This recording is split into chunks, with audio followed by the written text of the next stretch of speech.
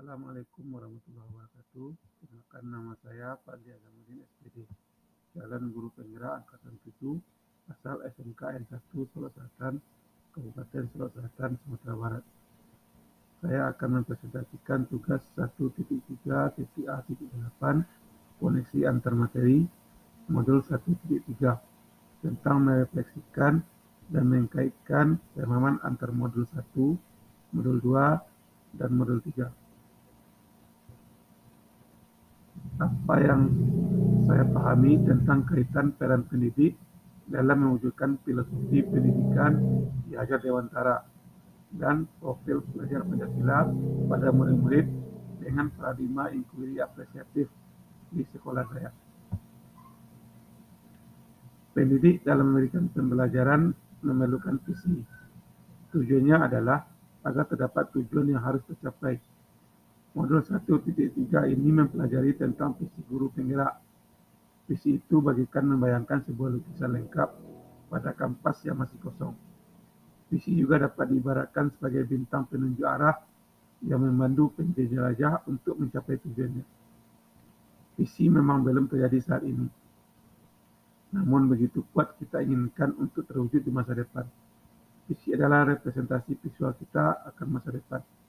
Penggambaran visi yang jelas tentang keadaan di masa depan dapat membantu kita untuk merencanakan dan menjelaskan upaya-upaya mewujudkannya.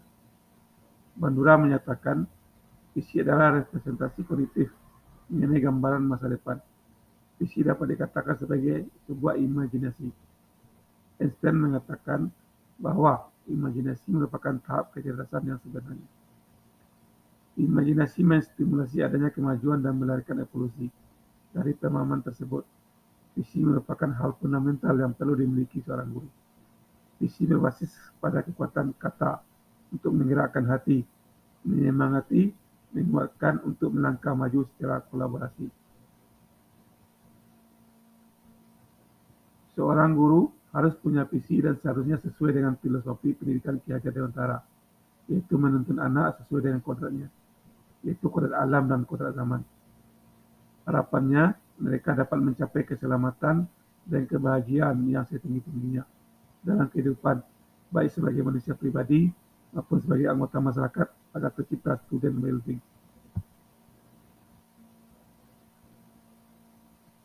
Dalam proses menuntun murid, perlu dilakukan penyesuaian antara kodrat alam dan kodrat zaman murid.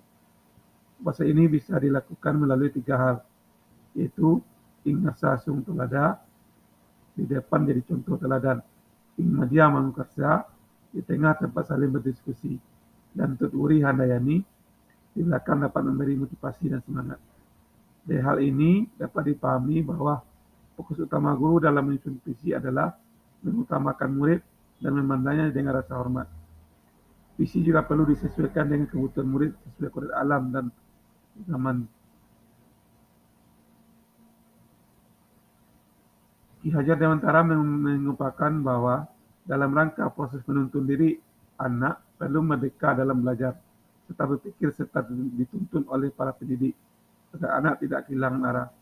Semangat merdeka belajar yang sedang digencarkan ini juga memperkuat tujuan pendidikan nasional yang telah dinyatakan dalam Undang-Undang Republik Indonesia Nomor 20 Tahun 2003 tentang Sistem Pendidikan Nasional Pasal 3, di mana pendidikan diselenggarakan agar setiap individu dapat menjadi manusia yang beriman dan bertakwa kepada Tuhan Yang Maha Esa, berakhlak mulia, sehat, berilmu, cakap, kreatif, mandiri, dan menjadi warga negara yang demokratis dan bertanggung jawab.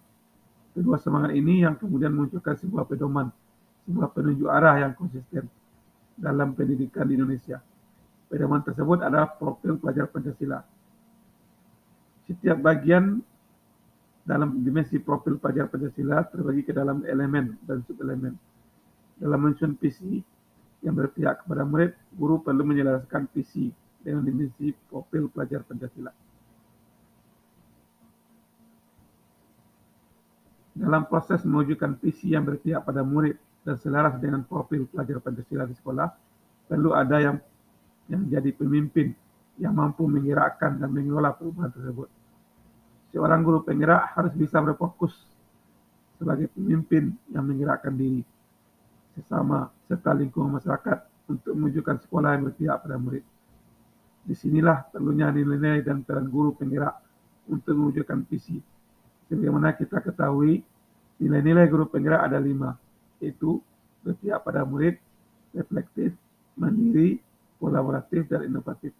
Sedangkan peran guru penggerak yaitu menjadi pemimpin pembelajaran, menjadi kok bagi guru lain, pendorong kolaborasi, mewujudkan kepemimpinan murid, dan menggerakkan komunitas praktisi. Berangkat dari sinilah diperlukan sebuah guru penggerak itu perlu membuat visi yang berpihak pada murid, mampu mencerminkan nilai dan peran guru penggerak, serta mampu mewujudkan profil pelajar Pancasila.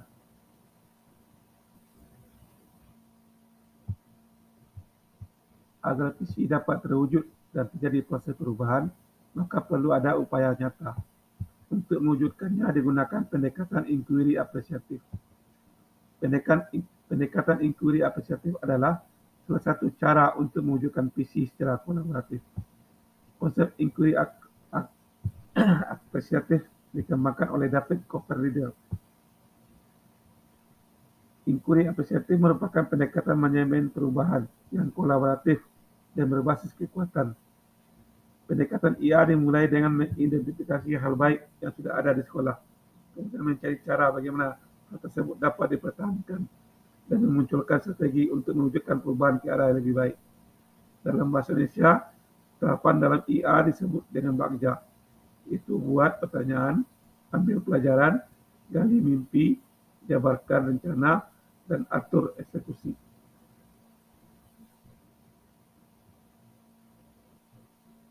Bagja merupakan model manajemen perubahan yang merupakan akronim dari buat pertanyaan utama, ambil pelajaran, gali mimpi, jabarkan rencana, atur eksekusi.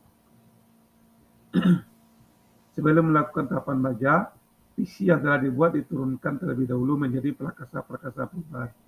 Pernyataan prakasa perubahan adalah gambaran upaya nyata yang memungkinkan gotong royong dalam meningkatkan kualitas pembelajaran murid berbasis asas atau kekuatan. Penyusunan prakasa perubahan dapat dibantu dengan model atap, itu awal, konsep, tantangan, aksi, dan pembelajaran. Pada kekuatan Bagja terdapat proses penggalian jawapan dari pertanyaan yang didasari oleh kebaikan, rasa ingin tahu, dan kebersamaan. Bagja dimulai dari filosofi dan visi yang berpusat pada kepentingan murid. Setelah itu diturunkan menjadi tujuan-tujuan rinci berupa prakasa perubahan yang muncul dari keresahan. Kemudian susun pertanyaan-pertanyaan dan rencana tindakan yang perlu dilakukan. Dilanjutkan dengan merealisasikan hingga mendapatkan suatu temuan berupa data, cerita, dan fakta. Temuan itulah yang menjadi dasar untuk menelaah kembali rancangan pertanyaan dan tindakan yang telah dibuat. Berikut tahapan Bagja yang sudah saya lakukan di sekolah. Buat pertanyaan utama atau define. Pertanyaannya, apa yang harus saya lakukan untuk mendapatkan siswa yang mau belajar menggunakan teknologi? Daftar tindakan atau penyelidikan. Yang pertama, mencari informasi di buku atau jurnal online. Kedua, berkonsultasi ke teman sejawat dan siswa lainnya. Ambil pelajaran atau discovery.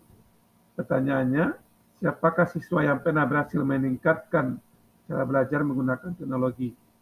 Yang kedua, bagaimana siswa tersebut mengatur jadwal dan tempatnya? Yang ketiga, aktivitas apa saja yang bisa dia lakukan untuk mendapatkan hasil yang diinginkan? Yang keempat, situasi apa saja selama ini telah mendukung usaha mencapai keberhasilan meningkatkan cara belajar menggunakan teknologi? Yang kelima, keterampilan apa yang sudah saya kuasai untuk keberhasilan meningkatkan cara belajar menggunakan teknologi? Daftar tindakan atau penyelidikan. Yang pertama, mencari profil siswa yang sudah pernah berhasil. Yang kedua, mencari tahu dan mencatat bagaimana cara dia belajar menggunakan teknologi. Gali mimpi atau dream. Pertanyaannya, apakah model pembelajaran baru yang saya bayangkan terjadi ketika proses belajar sudah menggunakan teknologi sudah tercapai? Yang kedua, bagaimana perasaan saya dengan memiliki proses belajar siswa sudah menggunakan teknologi. Yang ketiga, apa saja hal-hal baru yang bisa saya lakukan setelah memiliki proses belajar siswa sudah menggunakan teknologi. Yang keempat, apa hal-hal atau sumber daya yang kita bayangkan akan tersedia untuk mempertahankan proses belajar siswa sudah menggunakan teknologi. Daftar tindakan atau penyelidikan.